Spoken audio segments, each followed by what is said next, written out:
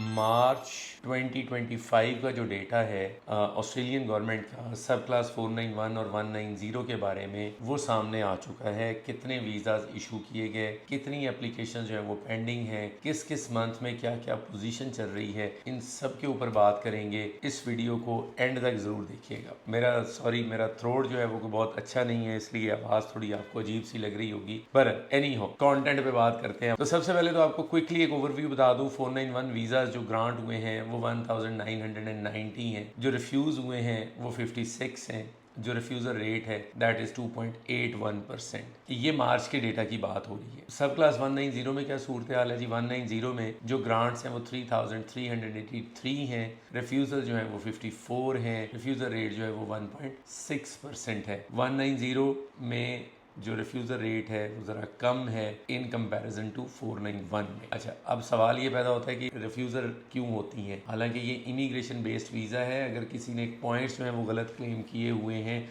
तो वो वीज़ा की स्टेज पे आके पता चलता है कि आपने पॉइंट्स गलत क्लेम किए हुए हैं, वहाँ पे रिफ्यूज़ल आती है। इसी तरह से अगर किसी को S57 इशू हुआ और उन्होंने प्रॉपरली उसको रिप्लाई नहीं किया, उनको वीज़ा जो है वो रिफ्यूज़ होते हैं। जो ट्रेंड है वो क्या है मैं आपको बताता हूँ। जनवरी 2025 में 1589 ग्रांट्स थी, फरवरी 2025 में 1714 ग्रांट्स थी और मार्च 2025 में थोड़ा सा सूरत हाल बेहतर हुई।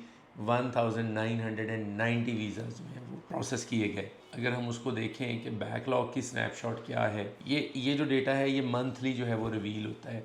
मार्च एंड तक जो है वो 24,860 एप्लीकेशन जो है वो स्टिल पेंडिंग में पड़ी हुई हैं और ये ज़्यादा हुई हैं फरवरी से। 24,538 थी फरवरी में। जो ग्रांट्स हैं वो उतनी ज़्यादा नहीं आ रही जितनी ज़्यादा वीज़ा एप्लीकेशन जो हैं वो न्यू वीज़ा जो हैं वो लॉन्च हो रहे हैं। इसकी वजह से जो बैकलॉग है वो बढ़ता जा रहा है। अच्छा, अगर ओल्ड एप्लीकेशन जो हैं वो अगर हम उनको देखें तो स्पेशली वो लोग जो 2022 में जिन्होंने वीज़ा अप्लाई किया था वो अभी तक परेशान बैठे हुए हैं कि जी मुझे तो वीज़ा नहीं मिला 2022 वाले को, 2023 वाले को मिल गया है। तो 300 एप्लीकेशन ऐसी हैं जो 2022 से अभी तक पेंडिंग में पड़ी हुई हैं। इसी तरह 2023 की जो एप्लीकेशन हैं वो 9648 हैं एप्लीकेशन जो पेंडिंग में पड़ी हुई हैं। अकेले जून 2023 जो है उसकी 773 जो है वो ग्रांट्स हैं मार्च में। जुलाई और अगस्त जो है उसकी फिर भी कोई ग्रांट नहीं आई है मार्च 2025 के अंदर। अगर हम 2024 की लॉजमेंट्स की बात करें तो 9628 स्टिल पेंडिंग एप्लीकेशंस हैं जिन पे अभी तक उनकी प्रोसेसिंग स्टार्ट नहीं हुई। सिर्फ 26% जो है वो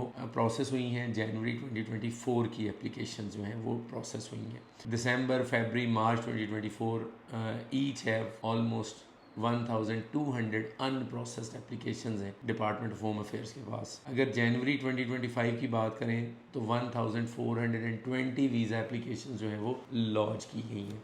इसका मतलब बैकलॉग और बढ़ गया है। सिर्फ 90 जो है वो प्रोसेस हुई हैं जो कि टोटल का 6% है। अगर हम कैप को देखें तो 33,000 टोटल स्पॉट्स हैं जिसमें से 491 का जो शेयर है दैट इज़ 28,050 और मार्च 2025 तक जो यूज़ हुआ है वो 20,945 यूज़ वीज़ाज इशू किए जा चुके हैं। इसके बाद जो टोटल स्पॉट्स बचते हैं वो 7,100 स्पॉट्स जो हैं वो बचते हैं। अगेन ये मार्च 2025 का डेटा है, तो अप्रैल भी गुजर चुका है। अप्रैल का डेटा भी आएगा तो पता चलेगा कि क्या होने वाला है। So the key takeaways are कि एक तो न्यू गवर्नमेंट दोबारा वही गवर्नमेंट जो है वो आ चुकी है, लेबर गवर्नमेंट दोबारा आ चुकी है। लेबर गवर्नमेंट की कोशिश ये होती है कि जो बैकलॉग है उसको ख़त्म किया जाए।